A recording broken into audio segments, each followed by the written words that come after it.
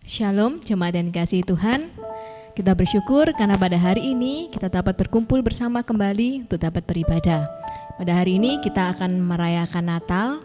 Oleh karena itu, mari saya ajak jemaat untuk bersama-sama merenungkan sejenak akan betapa baiknya Tuhan dalam kehidupan kita sepanjang tahun ini. Mungkin memang tahun ini terasa berbeda dari tahun-tahun sebelumnya. Banyak hal yang tidak terduga, banyak hal yang telah kita lalui, baik itu suka maupun duka. Kita bersyukur karena sampai hari ini kita masih ada, kita diberi kesehatan, itu semua hanya karena cinta kasih Tuhan.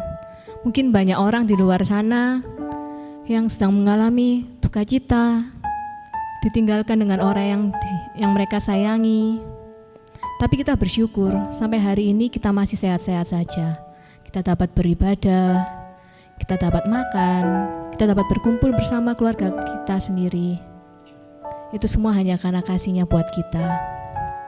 Setiap nafas kehidupan kita dapat bangun pada pagi hari, itu semua hanya karena kasih-Nya saja. Saya ajak jemaat untuk mengambil waktu untuk bersaat teduh secara pribadi pada Tuhan, untuk bersyukur untuk kasih-Nya yang begitu besar dalam kehidupan kita. Ia yang tidak pernah meninggalkan kita. Ia yang selalu mau mendengarkan segala keluh kesah kita. Mungkin kita sering menyakiti hatinya. Kita sering mengeluh, Tuhan, kenapa semua tidak terjadi sesuai keinginan kita? Mari kita coba introspeksi diri kita sendiri. Apakah kita juga sudah taat? Apakah kita juga sudah setia kepadanya?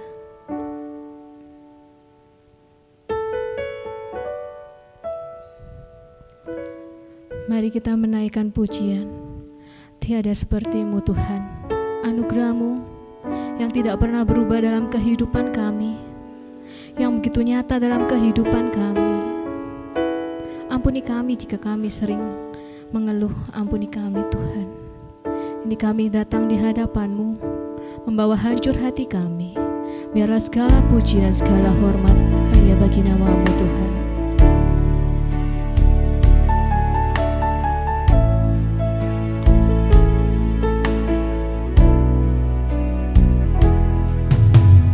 Anugerah-Mu kepadaku tak pernah berubah, perbuatan-Mu terlukiskan di dalam hatiku. Tercengangku dibuat-Mu, ku kagum padamu. Tak ada hal di hidupku yang luput dari-Mu. Kau indah, Kau mulia, tiada seperti-Mu. Ku ingin hidupku menyenangkan-Mu. Kau terawal dan terakhir, pencipta segalanya. Seluruh bintang pun bersinar oleh ucapan-Mu. Engkau pun mengasihiku, penulis hidupku. Tak henti segenap nafasku, menyembah-Mu selalu. Ku puji, ku sembah, tiada seperti-Mu. Ku ingin hidupku menyenangkan-Mu. Segala puji, segala hormat, segenap hatiku menyembah-Mu. Terimalah segenap hidupku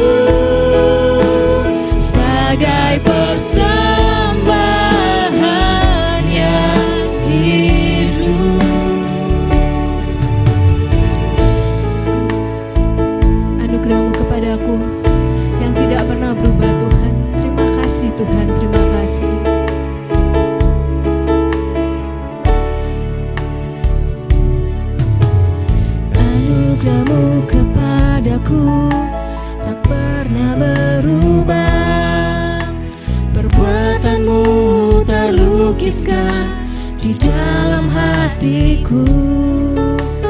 Tercengang ku dibuatmu, ku kagum padamu. Tak ada hal di hidupku yang luput darimu. Kau indah, kau mulia, tiada sepertimu. Ku ingin hidupku menyenangkanmu. Segala puji, segala hormat, segenap hatiku menyembahmu. Terimalah segenap hidupku sebagai persembahan yang hidup. Segala puji, segala hormat, segenap hatiku menyembahmu. Terimalah segenap hidupku sebagai persembahan yang hidup. Ku puji, ku sembah, tiada sepertimu. Ku ingin hidupku menyenangkanmu. Segala puji, segala hormat, segenap hatiku menyembahmu. Terimalah segenap hidupku sebagai persembahan yang hidup.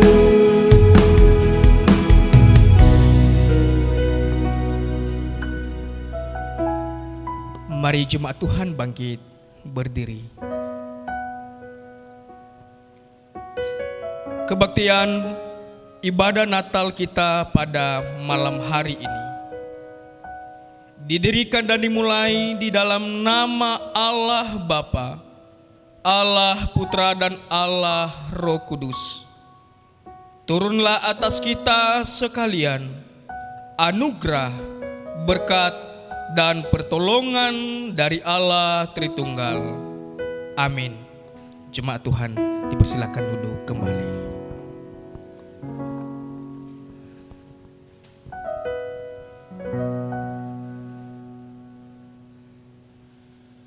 Mari kita renungkan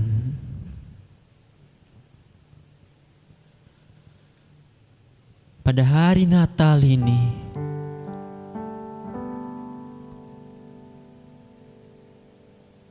Betapa seorang sosok yang sungguh mulia,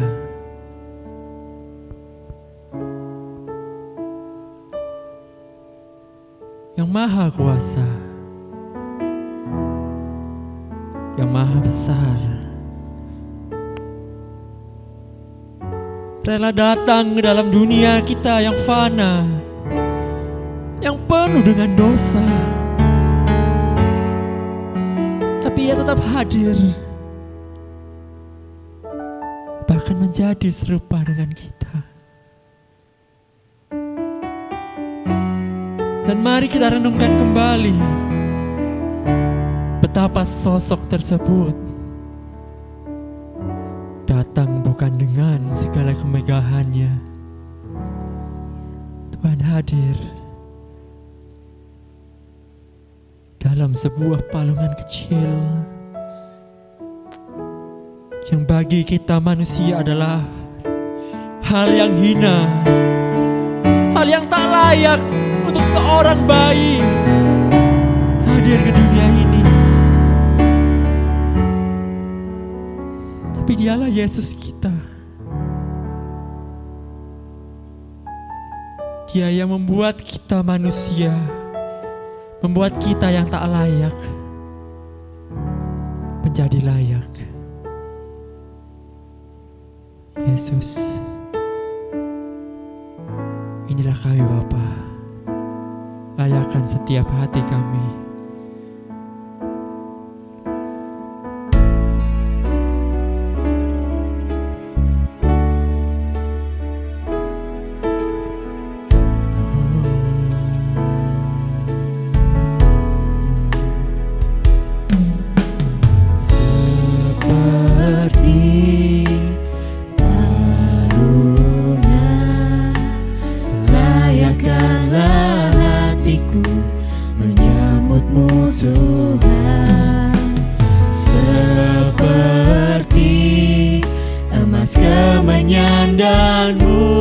Biar hidupku berkenan padamu, seperti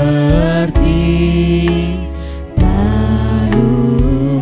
Layakkan hatiku Tuhan, layakkanlah hatiku menyambutmu Tuhan, seperti emas kemenyan dan mur. Biar hidupku berkenan padamu, sebab Natal tak akan berarti tanpa kasih-Mu. Lahir di hatiku Tuhan, lahir di hatiku, hanya bersama-Mu Yesusku rasakan selalu.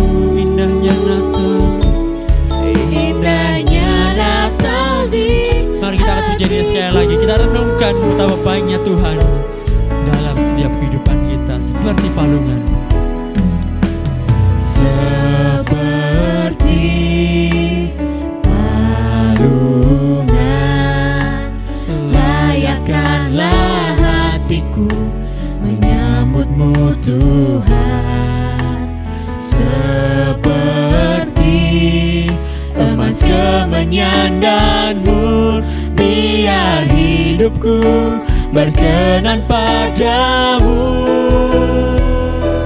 sebab Natal tak akan berarti tanpa kasih-Mu. Lahir di hatiku, hanya bersama-Mu Yesusku rasakan selalu. Indahnya Natal di hatiku, bersama paduan suara surgaku bernyanyi, kemuliaan di tempat maha tinggi,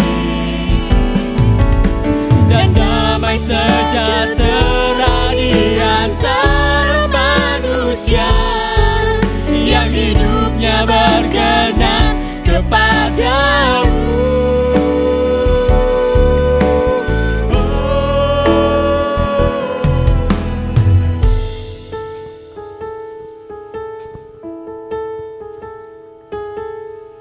Sebab Natal tak akan berarti tanpa kasih-Mu.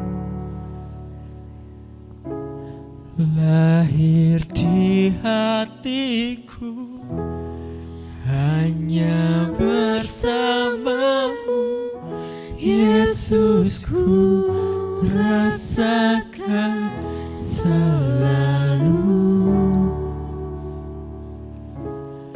Indahnya Natal di hatiku.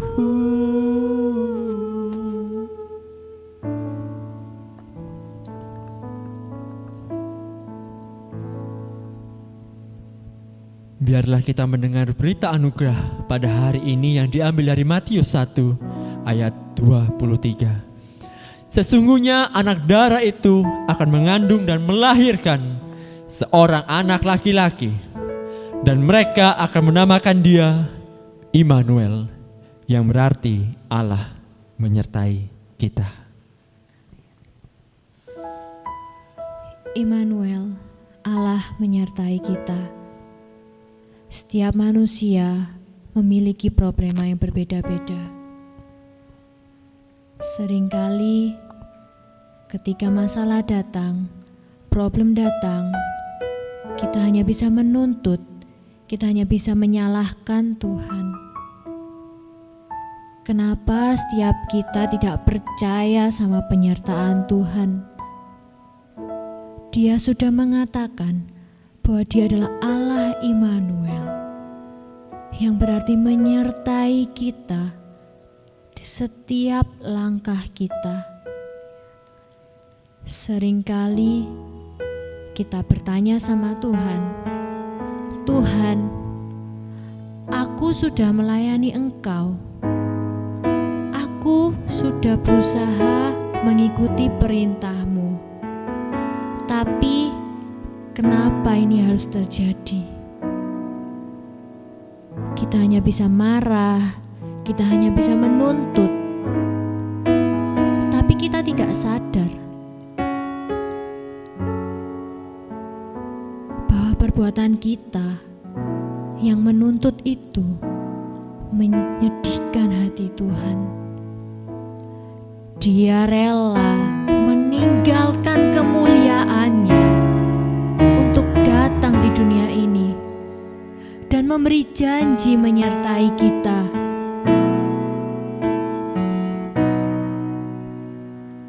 Saya undang jemaat untuk memikirkan kembali, untuk mengingat kembali apa ada masalah kita yang kita tidak bisa selesaikan.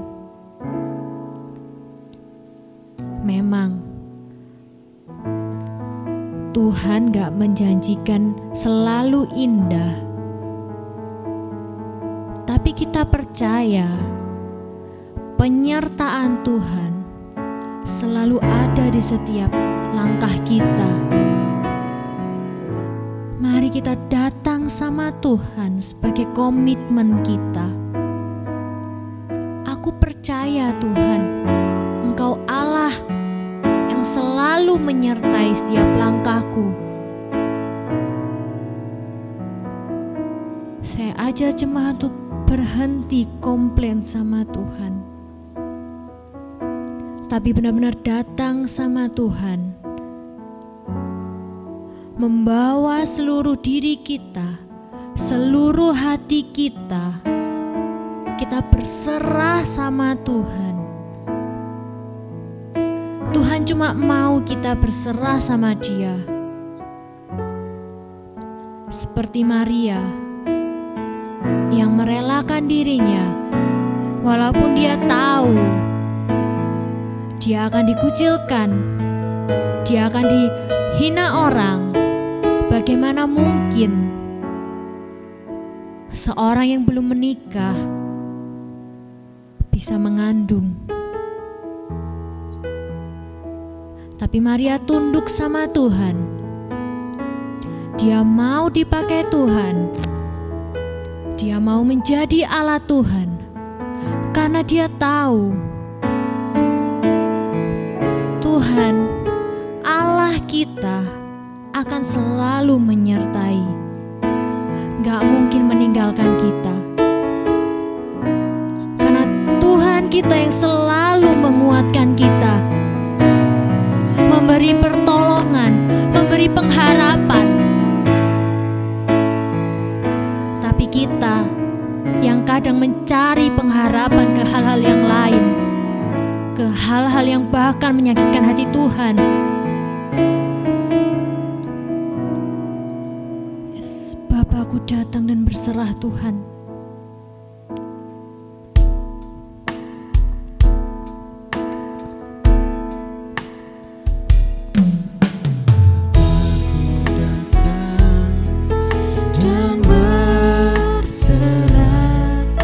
Ku nyatakan Kau yang berkuasa dalam gelap, Kau setia, Cahaya dalam hidup kami, Kau cahaya hidupku.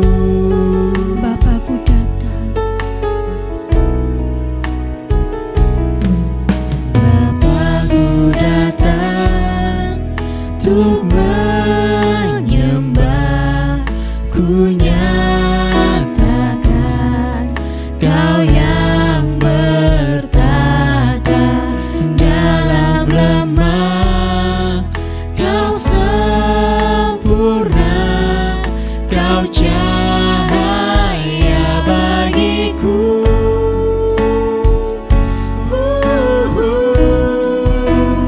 Kau kuatkan aku bertahan, Kau harapan dalam kesesakan,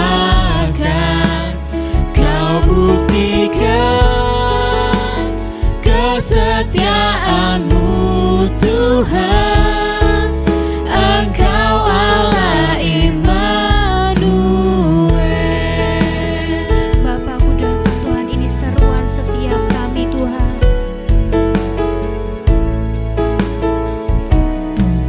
Bapa-Ku datang dan berserah, ku nyatakan Kau yang berkuasa dalam gelap, Kau setia, Kau cahaya hidupku. Kami datang Tuhan menyembah-Mu. Bapa-Ku datang untuk menyembah, ku nyatakan Kau yang bertata dalam lemah, Kau sempurna, Kau cahaya bagiku.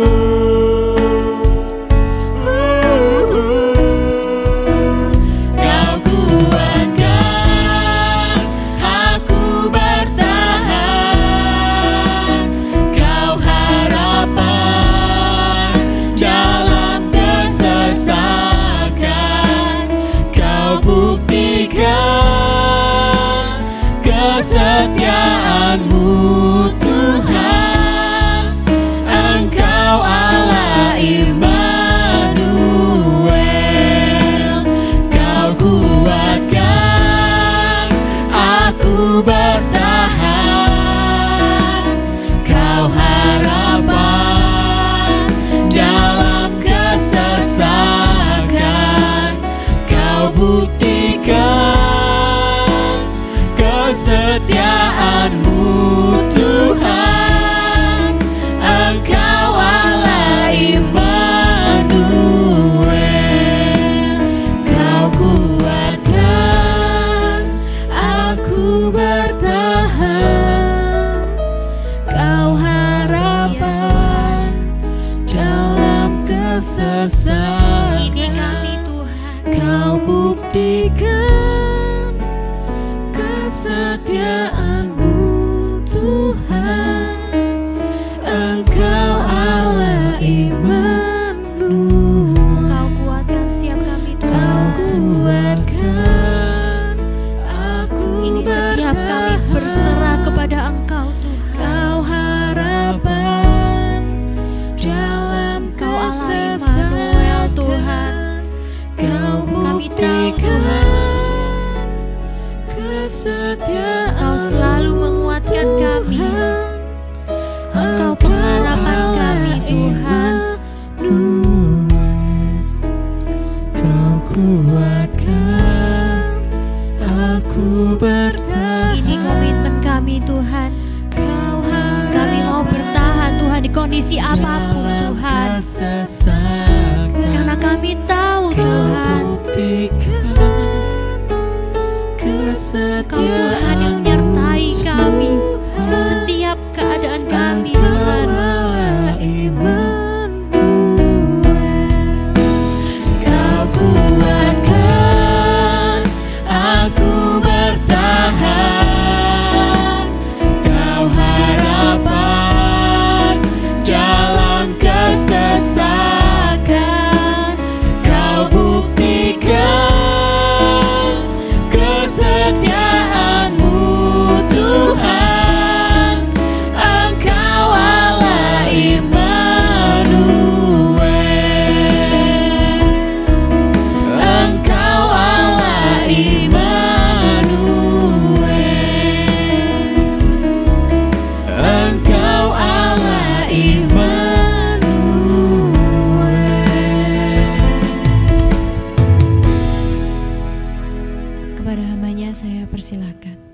Selamat sore, Bapak Ibu yang dikasihi Tuhan.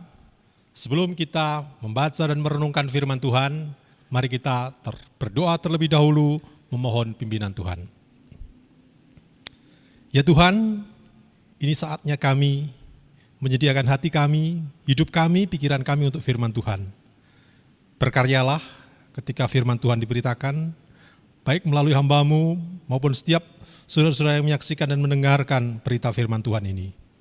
Terima kasih Tuhan, berbicaralah, kami siap mendengar.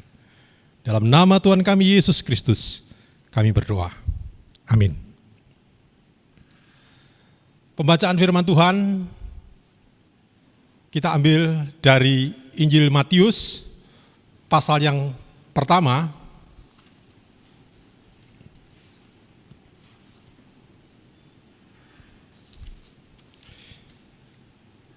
mulai ayat 18 sampai dengan ayat yang ke-25. Demikian firman Tuhan. Kelahiran Yesus Kristus adalah seperti berikut. Pada waktu Maria ibunya bertunangan dengan Yusuf, ternyata ia mengandung dari Roh Kudus sebelum mereka hidup sebagai suami istri. Karena Yusuf suaminya seorang yang tulus hati dan tidak mau mencemarkan nama istri di muka umum, ia bermaksud menceraikannya dengan diam-diam. Tetapi ketika ia mempertimbangkan maksud itu, malaikat Tuhan nampak kepadanya dalam mimpi dan berkata, "Yusuf, anak Daud, janganlah engkau takut mengambil Maria sebagai istrimu, sebab anak yang di dalam kandungannya adalah dari Roh Kudus. Ia akan melahirkan anak laki-laki dan engkau akan menamakan dia Yesus, karena dialah yang akan menyelamatkan umatnya dari dosa mereka." Hal itu terjadi supaya genaplah yang difirmankan Tuhan oleh Nabi. Sesungguhnya anak darah itu akan mengandung dan melahirkan seorang anak laki-laki, dan mereka akan menamakan dia Immanuel, berarti Allah menyertai kita. Sudah bangun dari tidurnya, Yusuf berbuat seperti yang diperintahkan malaikat Tuhan itu kepadanya. Ia mengambil Maria sebagai istrinya, tetapi tidak bersetubuh dengan dia sampai melahirkan anaknya laki-laki, dan Yusuf menamakan dia Yesus. Demikian pembacaan firman Tuhan. Saudara yang kasih Tuhan, William Shakespeare pernah mengatakan, apalah arti sebuah nama? Kalau misalnya bunga mawar itu diganti namanya dengan nama yang lain, bukankah dia tetap akan memancarkan keharumannya? Misalnya diganti dengan bunga bangkai atau apapun, dia tetap menjadi bunga yang memancarkan keharuman khas mawarnya. Ini berarti nama itu tidak terlalu penting, karena tidak mempengaruhi apapun, karena hanya sebuah nama. Ketika namanya diubah, tidak akan mengubah segala sesuatu. Tapi juga ada orang yang beranggapan atau berpandangan bahwa nama adalah sebuah doa, sebuah permohonan, sebuah harapan. Khususnya ketika orang tua memberi nama kepada anaknya, ada satu pengharapan atau ada satu doa yang diharapkan terjadi di dalam diri anak yang diberi nama itu. Saya pernah ketemu satu orang yang bernama Wicaksono, yang artinya bijaksana. Orang tua itu berharap suatu saat nanti anaknya bisa menjadi orang yang bijaksana di dalam hidupnya, sehingga dia menamakan anaknya Wicaksono. Dan kita juga mengenal nama-nama yang baik, ada orang yang namanya Selamat, Damai, Airin, dan lain sebagainya. Di mana di balik nama-nama itu ada satu kerinduan, ada satu doa, ada satu pengharapan supaya anak itu terjadi seperti nama itu. Namun kenyataannya kita menyaksikan bahwa tidak semua nama itu terjadi, bukan? Tidak semua nama-nama yang baik itu menjadi kenyataan dalam hidup seseorang. Saya punya paman, namanya Pak Sabar, ya. Namanya baik, sabar. Tapi ternyata orangnya galak, ya. Sekarang sudah dipanggil Tuhan. Meskipun namanya sabar, dia bukan orang yang sabar, tidak sesuai dengan namanya. Meskipun mungkin dulu diharapkan menjadi orang yang sabar, tetapi ternyata dia bukan orang yang sabar. Demikian juga nama-nama yang lain.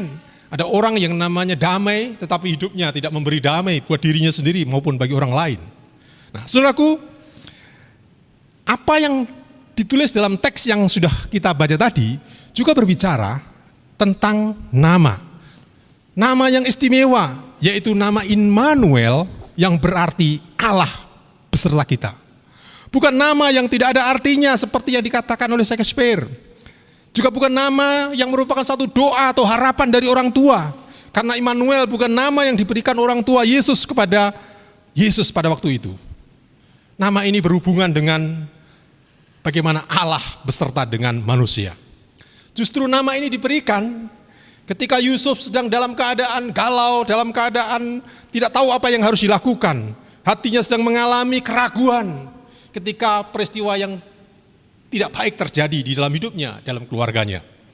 Ketika dia menghadapi satu kenyataan orang yang dikasihinya, orang yang telah dipinangnya menjadi tunangannya, dan dia hamil sebelum melakukan hubungan pernikahan. Ini mengacaukan hidup Yusuf. Bagi seorang laki-laki, meskipun dikatakan dia orang yang tulus hatinya, tidak gampang menerima kenyataan bahwa istrinya hamil sebelum menikah. Dalam keadaan seperti itu, Yusuf mulai ragu dan dia mulai memutuskan mencari jalan yang terbaik menurut dia. Dan dikatakan Yusuf secara diam-diam akan menceraikan Maria. Yusuf tidak mau memviralkan apa yang terjadi dengan Maria. Yusuf tidak mau mencemarkan nama baik Maria. Secara diam-diam Yusuf ingin menceraikan Maria. Dan dalam keraguannya ini, ketika dia mulai ada niat untuk menceraikan Maria, malaikat datang dalam mimpinya dan memberitahukan kepada Yusuf, siapakah bayi yang dikandung oleh Maria itu? Dari manakah asal bayi yang dikandung oleh Maria itu? Bukan hanya itu, bahkan diberitahu nama yang harus diberikan kepada bayi yang sedang dikandung oleh Maria itu. Dan ketika Yusuf mendapati atau dijumpai oleh malaikat dalam mimpinya itu, keraguannya menjadi hilang. Setelah tahu siapa bayi yang dikandung oleh tunangannya Maria. Yang dikandung adalah Immanuel namanya, Yesus namanya. Dan dalam ayat 24-25 dikatakan, Yusuf berbuat seperti yang diperintahkan malaikat Tuhan itu kepadanya dan mengambil Maria sebagai istrinya. Saudaraku, di dalam teks ini sebenarnya ada dua nama penting, yaitu nama Yesus dan nama Immanuel. Satu pribadi yang mempunyai dua nama yang diberi nama di dalam teks yang kita baca tadi. Tapi pada saat ini, kesempatan ini, kita memfokuskan satu nama saja, yaitu Immanuel. Apa itu Immanuel? Immanuel adalah nama yang dijanjikan, yang telah dinubuatkan oleh Tuhan, dan juga nama yang diberikan oleh orang-orang yang mengenal tentang bayi itu. Jadi yang pertama, Immanuel adalah nama yang dijanjikan oleh Allah dan yang diberikan oleh orang-orang yang ada di sana. Immanuel bukan nama pribadi seperti saya namanya Yosua. Karena Maria dan Yusuf tidak menamai dia Immanuel. Dia diberi nama Yesus. Juga tidak ada catatan di dalam Alkitab ketika Yesus hidup dalam pelayanannya, mungkin masih kecil, enggak ada orang yang memanggil dia Immanuel atau Pak Immanuel atau Tuan Immanuel. Jadi bukan nama pribadi, tapi sebutan atau nama sebutan yang berhubungan dengan janji Allah. Janji Allah yang telah dinubuatkan di dalam kitab Yesaya. Janji nubuatan yang disampaikan kepada Yesaya bahwa seorang perempuan muda akan mengandung dan melahirkan seorang anak yang akan diberi nama Immanuel. Saudara yang dikasihi Tuhan, memang satu sisi Immanuel sebagai penggenapan janji dan nubuatan, baik di dalam konteks kitab Yesaya maupun di dalam Matius. Tetapi di sisi lain, Immanuel juga nama yang diberikan oleh orang-orang di sekitar Yesus yang ada pada waktu itu. Oleh sebab itu di dalam teks tadi dikatakan bahwa dan mereka akan menamakan dia Immanuel. Kalau Yusuf menamakan dia Yesus, tapi mereka menamakan dia Immanuel. Mereka ini siapa? Salah satu kemungkinan mereka adalah mengacu kepada orang-orang atau umat Allah yang hidup di sekitar Yesus, yang mengenal Yesus, yang tahu siapa Yesus. Suatu nama yang berhubungan atau berdasarkan pengalaman hidup mereka bahwa Yesus memang Immanuel. Mungkin juga berdasarkan kesaksian yang mereka lihat sehingga mereka menamakan Yesus itu Immanuel. Sehingga Immanuel itu lebih merupakan nama praktis, nama yang dikenal berdasarkan realita, bukan nama pribadi. Ada seorang yang bernama Herodotus, seorang sejarawan dari Yunani. Orang yang menguasai sejarah, di dalam bukunya menulis tentang tradisi, kebiasaan yang ada di Persia, termasuk yang ada di Mesir. Dan orang yang sangat menyukai dan ahli dalam sejarah.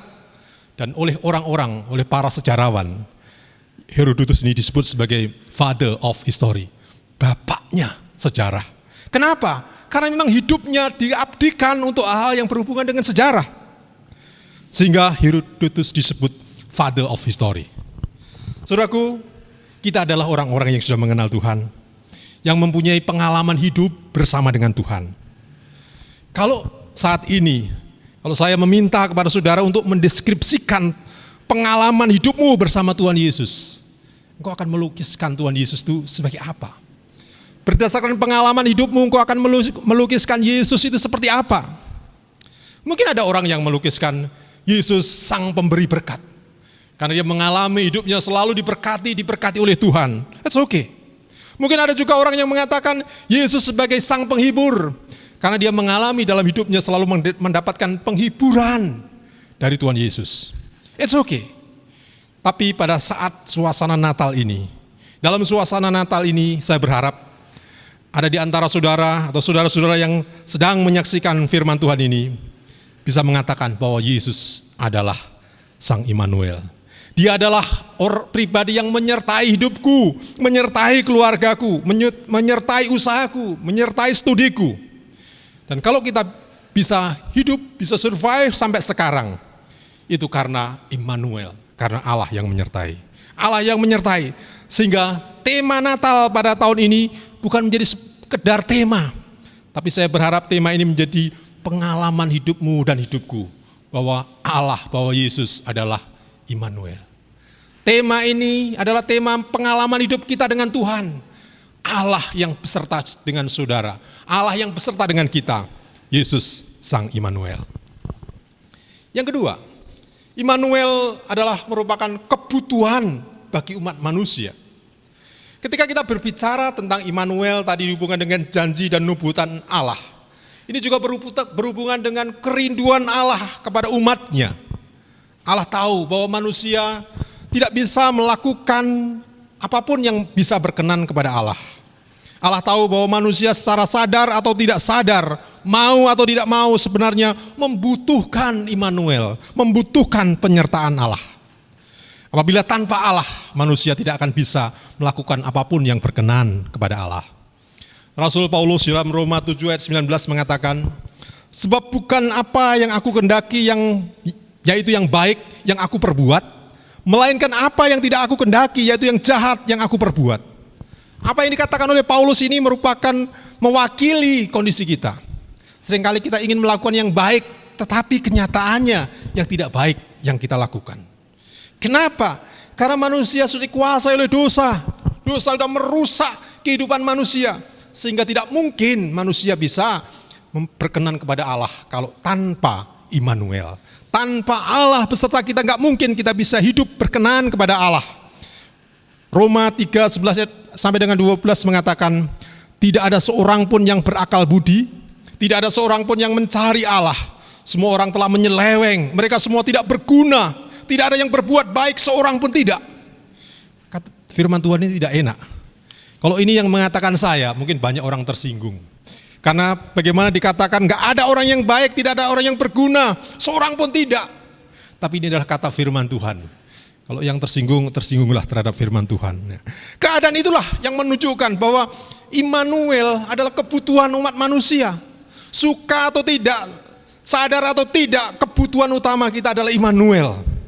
Saudaraku, memang seringkali orang tidak sadar akan kebutuhan hidupnya. Di rumah saya ada vitamin C. Anak-anak saya suruh minum vitamin C dalam kondisi baik-baik seperti ini, nggak mau. Beberapa hari ini pada sakit anak-anak saya, baru pada mau minum vitamin C. Baru sadar kalau itu kebutuhan. Banyak orang yang berlaku seperti ini. Nggak sadar bahwa dia membutuhkan Allah yang bersama-sama dengan dia. Saudaraku, dalam kesempatan Natal ini, saya mengajak kita, mari kita menyadari kondisi kita, kebutuhan kita yang utama. Karena Immanuel, Tuhan beserta saudara dan saya itu menjadi kebutuhan kita supaya kita bisa hidup berkenan di hadapan Allah. Dalam suasana Natal ini, mungkin banyak kebutuhan-kebutuhan saudara. Ada keluarga-keluarga yang butuh untuk memberikan hadiah kepada anak-anaknya, kepada keluarganya. It's okay.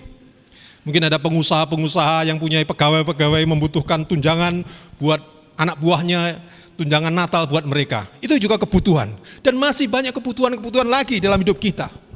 Kebutuhan studi, kebutuhan kesehatan, dan lain sebagainya. Saudaraku, di dalam suasana Natal ini, saya mengajak supaya kita jangan sampai melupakan kebutuhan kita yang utama, yaitu Immanuel. Saudara boleh mengejar, mencapai untuk memenuhi kebutuhan-kebutuhanmu, harus. Tetapi ingatlah, kita membutuhkan Immanuel, Allah beserta dengan kita. Yang ketiga, Immanuel itu digenapi di dalam diri Yesus kepada umatnya. Matius 28 ayat 20 bagian terakhir. Dan ketahuilah, aku menyertai kamu senantiasa sampai kepada akhir zaman. Orang yang menamakan Yesus Immanuel memang tidak salah ternyata. Karena memang benar bahwa di dalam diri Yesuslah Immanuel itu terjadi. Karena nama yang dikenakan kepada Yesus dengan nama Immanuel itu bisa dialami oleh umat manusia ketika dia hadir di dunia ini. Bahkan menjadi kenyataan sampai Tuhan Yesus meninggalkan dunia ini. Di akhir kitab Matius ini, kata-kata Tuhan Yesus mengingatkan, menjanjikan bahwa dia akan menyertai kita senantiasa sampai kepada akhir zaman. Sebuah pernyataan yang selama-lamanya, bukan hanya seperti harapan orang-orang Immanuel yang mungkin bisa Allah beserta kita, tapi nama Immanuel yang dikenakan kepada Yesus menjadi kenyataan yang kita alami. Kalimat terakhir dari Injil Matius ini merupakan satu realisasi yang konkret dari Immanuel. Matius menulis perkataan Tuhan Yesus tentang janji Immanuel sebagai penutup Injilnya. Matius memulai dengan kisah Yesus dan berbicara tentang Immanuel yang tadi kita baca, dan mengakhiri dengan kalimat yang hampir sama, Allah akan menyertai kita senantiasa sampai kepada akhir zaman. Saudara dikasih Tuhan, janji Immanuel ini, janji penyertaan Tuhan kepada kita ini adalah sesuatu yang penting bagi kita. Dan kalau saudara mengingat dan menyimpan satu janji Tuhan ini dalam hidupmu, saya percaya akan berdampak luar biasa atas hidupmu. Akan mengubah hidupmu ketika engkau memegang janji Allah menyertai kita ini. Karena ketika Allah berjanji, berbeda dengan manusia berjanji. Ketika manusia berjanji mungkin bisa menepati, tapi ada juga manusia yang tidak bisa menepati. Satu kali saya pernah berjanji kepada istri saya. Ketika kami masa-masa berpacaran kami di Jakarta, kami sering pergi ke Ancol, menikmati pantai bersama. Dan saya pernah berjanji, nanti ketika sudah menikah, sesekali kita akan ke Ancol, mengenang masa berpacaran. Wah senang sekali, indah gitu ya. 3 tahun setelah saya menikah, saya meninggalkan Jakarta, ke Malang, kemudian sekarang di Pacet. Wah kalau memenuhi janji itu, sering-sering ke Jakarta, berat ya. Akhirnya saya nggak bisa memenuhi janji itu. It's okay. Tetapi beda dengan Allah, ketika Allah berjanji akan menyertai, Dia Allah yang Maha Kuasa, yang mau dan mampu menyertai kita. Allah yang Maha Kuasa yang tidak akan melenjani janji, tidak akan mengingkari janji, termasuk janji penyertaan yang diberikan di dalam penutup Injil Matius ini. Dengan janji pernyataan ini, dengan janji Immanuel ini, berarti saudara dan saya tidak pernah hidup sendirian. Saudara selalu disertai oleh pribadi Allah yang Maha Kuasa. Ketika engkau menjalani hidupmu, ketika engkau dalam keadaan senang ataupun susah, ketika engkau berhasil ataupun ketika engkau merasa gagal, Allah tidak pernah meninggalkan engkau, karena Allah telah berjanji akan menyertai kita senantiasa. Saudaraku, di dunia ini banyak orang-orang yang merasa hidupnya sendiri, kesepian, putus asa, merasa tidak ada orang yang mau peduli kepada dirinya, sehingga ada orang-orang yang berniat untuk mengakhiri hidupnya. Kenapa? Karena mereka tidak tahu ada janji Allah ini. Mereka tidak tahu bahwa ada Allah yang bisa menyertai senantiasa sampai akhir zaman ini. Kalau mereka tahu akan janji penyertaan Allah, orang akan mempengaruhi, mengubah hidupnya, mengubah keputusasaannya. Pada waktu saya masih muda, saya punya seorang keponakan yang umur 5-6 tahun. Keponakan saya ini sangat takut dengan anjing. Tetangga saya punya anjing yang sudah diikat pun dia ketakutan dengan anjing. Sangat takut dengan anjing.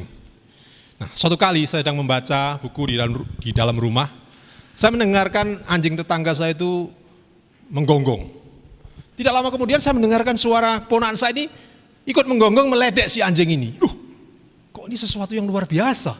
Biasanya takut, toh sekarang berani mengimbangi anjing, meledeki anjing. Sesuatu yang berbeda. Akhirnya saya keluar, melihat apa yang terjadi. Lalu saya melihat, pantesan. Ya. Ternyata dia sedang digendong oleh bapaknya. Dalam gendongan bapaknya ketika ada anjing yang ditakuti, yang menggonggong, dia bisa meledeki anjing itu. Bisa menggonggongi kembali. Karena apa? Dia yakin bapaknya tidak akan pernah meninggalkan dia. Kalau toh seandainya anjing itu lepas, gak mungkin bapaknya pergi meninggalkan anaknya di situ. Dia akan melindungi anaknya. Karena bapaknya bersama-sama dengan dia. Itu bapak yang ada di dunia. Terlebih bapak kita yang ada di surga. Tuhan kita yang sudah berjanji akan menyertai kita. Dia tidak akan pernah meninggalkan kita sendiri. Janji Immanuel itu yang akan terus bersama saudara dan saya. Banyak orang mengalami ketakutan menghadapi hidupnya. Kalau di antara saudara, apakah yang saudara takutkan, apakah yang saudara khawatirkan, yang membuat kita tidak bersemangat? Ada orang-orang yang belakangan ini takut keluar dan lain sebagainya, itu wajar dengan adanya pandemi COVID yang kita hadapi sekarang ini. Kita harus hidup dengan bijaksana. Bahkan salah satu hal yang ditakuti oleh manusia adalah kematian. Banyak orang yang takut menghadapi kematian karena tidak tahu apa misteri rahasia di balik kematian. Tetapi bagi orang yang meyakini janji penyertaan Tuhan, tidak ada hal yang perlu ditakutkan. Bahkan kalau kita benar-benar menyadari apa artinya janji Tuhan yang menyertai kita, apa itu Immanuel, kematian pun bukan menjadi sesuatu yang perlu kita takuti. Bahkan kematian pun kita bisa hadapi dengan tenang karena Allah beserta kita. Amin. Mari kita berdoa. Tuhan, terima kasih kalau firman Tuhan sudah diuraikan, sudah diberitakan. Biar Roh Kudus-Mu yang bekerja, sehingga setiap kami yang mendengarkan firman Tuhan ini boleh mengalami bahwa Engkau adalah Allah Immanuel, Allah yang beserta dengan kami. Berkatilah firman-Mu, berkatilah setiap saudara-saudara kami yang menyaksikan penguraian firman Tuhan ini. Terpujilah nama-Mu. Dalam nama Tuhan kami Yesus Kristus, kami berdoa. Amin. Terima kasih kepada hamba-Nya yang telah membawakan firman pada hari ini, biarlah menjadi berkat bagi kami semua yang mendengarkan.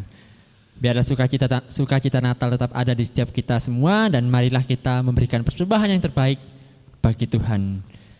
Bagi jemaat yang ingin memberikan persembahan, boleh lihat rekening yang ada di bawah sini. Atau juga bagi yang kesulitan untuk mentransfer, boleh langsung menghubungi hamba Tuhan kita. Marilah kita berikan persembahan sambil kita angkat pujian Gita Surga Bergema.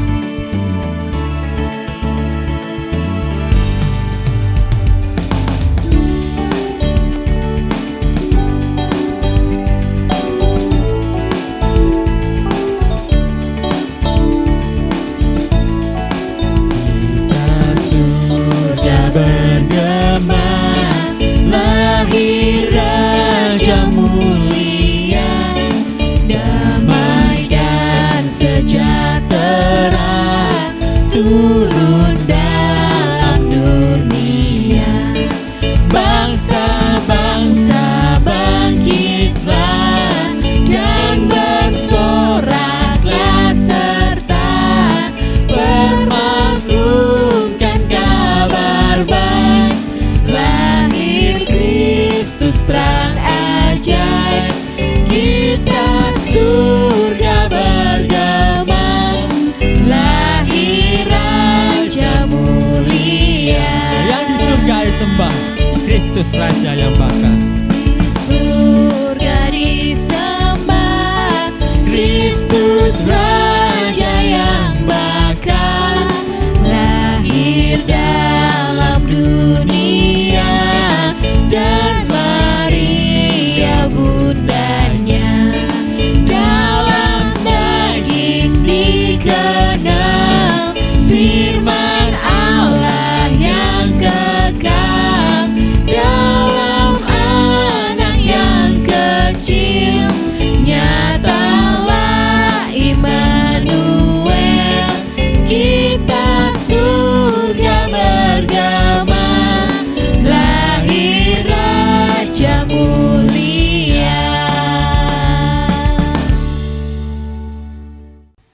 Dan tiba saatnya kita akan mengakhiri ibadah kita pada hari ini.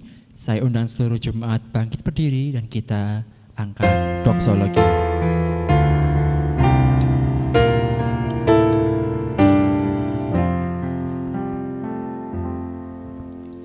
Puji Allah Bapa Putra, puji Allah Roh Kudus, ketiganya yang esa. Pohon selamat sumber berkah.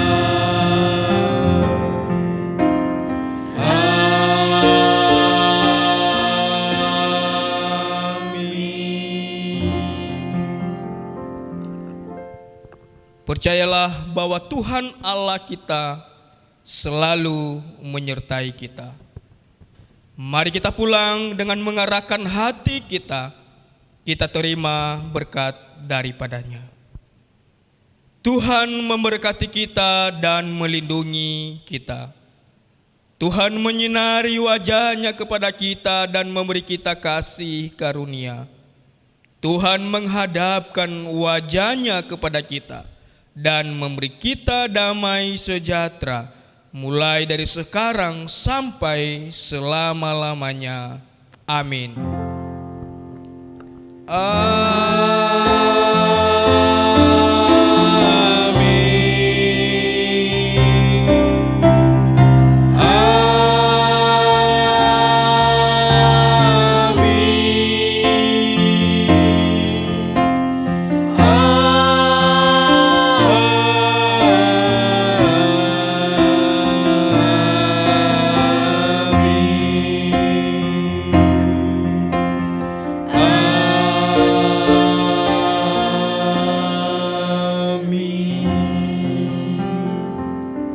Jemaat Tuhan dipersilakan duduk kembali.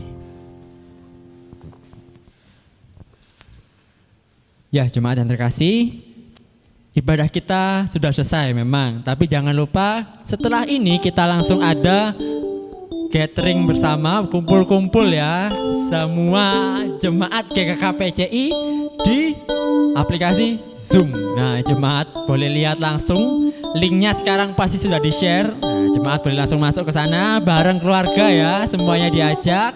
Pakai baju yang rapi, jangan lupa tetap pakai baju yang rapi karena kita pengen have fun bareng, gathering bareng di Zoom. Jadi jangan lewatkan kesempatan bertemu jumpa ini ya. Betul? Betul. Betul. Nah, sambil kita sekarang mau nyanyikan Selamat Hari Natal dan Tahun Baru buat semua jemaat.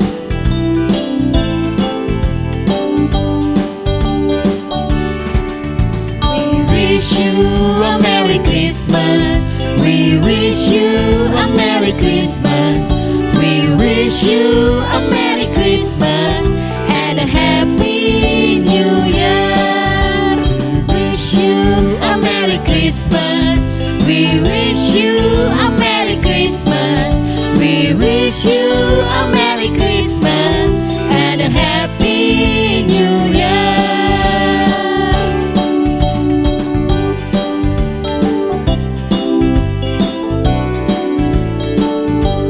Selamat Hari Natal dan tahun baru